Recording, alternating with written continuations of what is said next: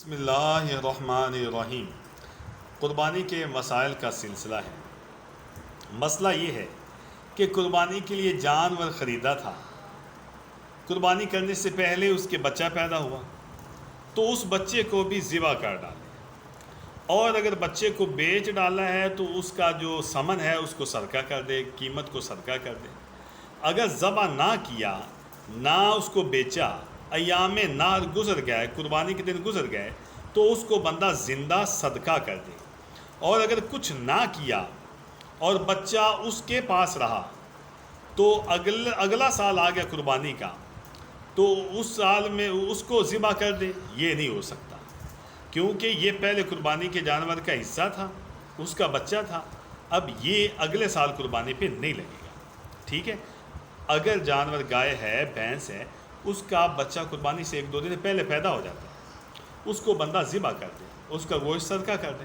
یا اس کو بیچ دے اور اس کی قیمت صدقہ کر دے۔ یہ تو مسئلہ ہے قربانی کے جانور سے پہلے، یعنی کہ عید الاضحیٰ سے پہلے بچہ پیدا ہو جائے۔ دوسرا مسئلہ یہ ہے کہ عید الاضحیٰ والے دن جانور کو ذبح کیا، گائے کو ذبح کیا، بیچ میں پیٹ کے اس کے بچہ ہے، بھینس کو ذبح کیا، اس کے پیٹ میں بچہ ہے، بکری کو، دمبی کو، اونٹنی کو ذبح کیا اور پیٹ میں بچہ ہے، تو اس بچے کو بھی ذبح کر دیا جائے۔ شریعت کا حکم یہ ہے کہ اس بچے کو بھی ذبح کر دیا جائے۔ یہ مسئلہ ذہن میں رکھنے والا ہے، اس بچے کو بھی ذبح کر دیا جائے۔ قربانی کی ہے، پیٹ میں زندہ بچہ ہے، اسے بھی ذبح کر دیں، اور مرا ہوا اگر بچہ پیٹ میں ہے تو پھر اسے پھینک دیا جائے۔ اچھا، مسئلہ یہ بھی ہے کہ 2 بندے ہیں، بکریاں ایک جیسی شکل کی ہیں، انہوں نے ایک دوسرے کی بھول کے، ان کو شبہ لگ گیا، ایک دوسرے کی قربانی انہوں نے کر دی، ایک دوسرے کی بکری، ایک نے اس کی بکری ذبح کر دی، اس نے اس کی بکری ذبح کر دی۔ تو اب کیا ہے کہ قربانی تو دونوں کی طرف سے ہو جائے گی، قربانی دونوں کی طرف سے ہو جائے گی، اور اس صورت میں کسی پہ تاوان نہیں ہے۔ ہر ایک اپنی اپنی بکری ذبح شدہ لے لے۔ فرض کرو ہر ایک کو اپنی غلطی اس وقت معلوم ہوئی جب اس بکری کو وہ صرف میں لا چکا ہے، یعنی کھا چکا ہے، ہر ایک نے دوسرے کی بکری گوشت کھا لیا ہے، تو پھر بندہ کیا کرے، ہر ایک دوسرے سے معاف کرا دے۔ اگر معافی پہ راضی نہ ہو تو چونکہ ہر ایک نے دوسرے کی قربانی کا گوشت بلا اجازت کھایا ہے، تو پھر گوشت کی قیمت کا تاوان لے لے، اس تاوان کو صدقہ کرے، کہ قربانی کے گوشت کے معاوضہ کا یہی حکم ہے۔ یہ تمام باتیں اس وقت ہیں کہ ہر ایک دوسرے کے اس فعل پر کہ اس نے اس کی بکری ذبح کر ڈالی راضی ہو، تو جس کی بکری تھی اس کی تو قربانی ہوگی، اگر راضی نہ ہو تو بکری کی قیمت کا تاوان لے گا، اور اس صورت میں جس نے ذبح کی اس کی قربانی ہوئی، یعنی بکری کا جب تاوان لیا تو بکری ذبح کرنے والے کی ہو گئی، اور اسی کی جانب سے قربانی ہوئی، اور گوشت کا بھی یہی مالک ہوا۔ تو بہرحال ایسا اگر کوئی مسئلہ درپیش آ جاتا ہے کہ قربانی بندہ بھول کے ایک دوسرے کی بکری کر بیٹھتا ہے تو وہ قربانیاں دونوں کی ہو جائیں گی، لیکن اگر بعد میں گوشت وغیرہ کھانے کے بعد پھر ان کو پتہ چلا ہے تو پھر دوسرا چاہے تو اس سے تاوان بھی لے سکتا ہے کہ یار تو نے میری بکری ذبح کی ہے تو اب تاوان دے، وہ اس گوشت کی قیمت اس کو دے۔ دوسرے کی قربانی کی بکری بغیر اس کی اجازت کے قصداً ذبح کر دی، اس کی 2 صورتیں، مالک کی طرف سے اس نے قربانی کی یا اس نے اپنی طرف سے قربانی کی۔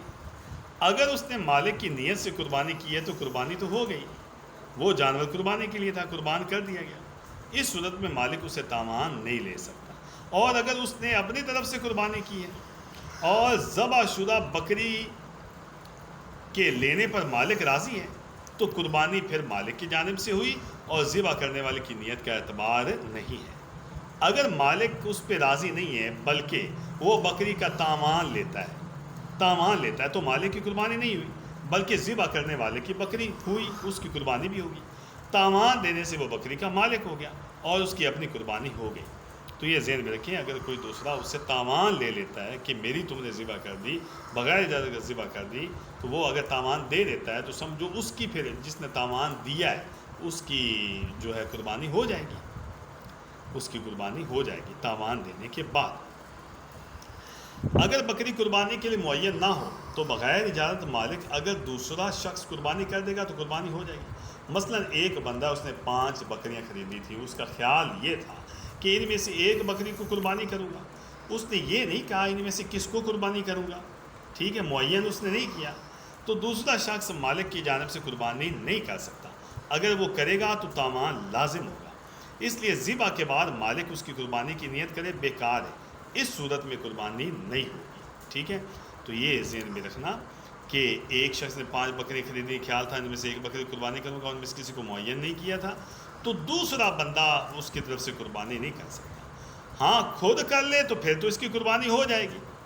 دوسرے کی بکری بندے نے غصب کر لی اور اس کی قربانی کر لی، قبضہ کر لیا دوسرے کی بکری کے اوپر، اس کی قربانی کر لی، اب وہ مالک ہے، وہ کہتا ہے میری قربانی تو نے قربانی پہ ذبح کر لی ہے، میری بکری تھی تو نے ذبح کر لی، اب اس کے پیسے تھے، مالک نے زندہ بکری کا اس شخص سے تاوان لے لیا تو قربانی اس بندے کی ہو گئی، مگر یہ شخص گناہ گار ہے، توبہ بھی اس پہ لازم ہے، استغفار بھی لازم ہے، اس نے غاصبانہ قبضہ کیا اس کی بکری کے اوپر، اس کو پکڑ کے لایا، پھر اس نے ذبح کی، بلا شک تاوان دینے سے اس کی قربانی تو ہو جائے گی، لیکن اس نے لوٹ کا مال کیونکہ اپنے پاس لیا ہے، توبہ بھی استغفار بھی اس کے اوپر جو ہے وہ لازم ہے۔ اگر مالک نے تاوان نہیں لیا بلکہ ذبح کی ہوئی بکری لے لی اور ذبح کرنے سے جو کچھ کمی ہوئی اس کا تاوان لے لیا تو قربانی پھر نہیں ہوئی۔ مسئلہ یہ بھی ہے کہ اپنی بکری دوسرے کی طرف سے ذبح کر دی، اس کے حکم سے ایسا کیا ہے یا بغیر حکم، بہر صورت اس کی قربانی جو ہے وہ نہیں ہے، کیونکہ اس کی طرف سے قربانی اس وقت ہو سکتی ہے جب اس کی ملک ہو، جب بندے کی ملک ہو تو اس کی قربانی ہو سکتی ہے، ٹھیک ہے۔ ایک بندے کے پاس کسی کی بکری امانت تھی، تو اس نے جس کے پاس امانت تھی اس نے قربانی کر دی، تو یہ قربانی بھی صحیح نہیں ہے، غاصبانہ قبضے کی قربانی بھی صحیح نہیں ہے، البتہ تاوان دے دے اس کو جس کی غاصبانہ قبضہ کیا ہے تو پھر تو اس کی قربانی ہو جائے گی، لیکن پھر بھی توبہ استغفار لازم ہے، بہرحال غاصبانہ قبضے سے بھی بچنا چاہیے، اور اگر امانت کسی کی بکری اپنے پاس ہے تو امانت میں سے تو ویسے بھی خیانت نہیں کرنی چاہیے، یہ منافق کی نشانیوں میں سے ہے، منافق کی اتنی نشانیاں ہیں، وعدہ کرے تو جھوٹا کرے، امانت دی جائے تو اس میں سے خیانت کرے، اور وہ اذا وعدہ اخلف، ٹھیک ہے، وعدہ کرے تو وعدہ خلافی کرے، امانت دی جائے تو امانت میں سے خیانت کرے، اور وَإِذَا حَدَّثَ كَذَبَ، یعنی کہ وہ جھوٹ بولے، جب بات کرے تو وہ جھوٹ بولے، اذا اؤتمن خان، جب اسے امانت دی جائے تو وہ خیانت کرے، منافق کی 3 نشانیاں، بات کرے تو جھوٹ بولے گا، امانت دی جائے تو اس میں سے خیانت کرے گا، اور وعدہ کرے تو وعدہ خلافی کرے گا، جھوٹا وعدہ کرے گا، تو اس لیے امانت والی بکری بھی ذبح نہیں کرنی چاہیے۔ اللہ تعالی ہم سب کی، ماں باپ کی اور امت کے سارے مسلمانوں کی مغفرت فرمائے۔ وما علینا الا البلاغ المبین۔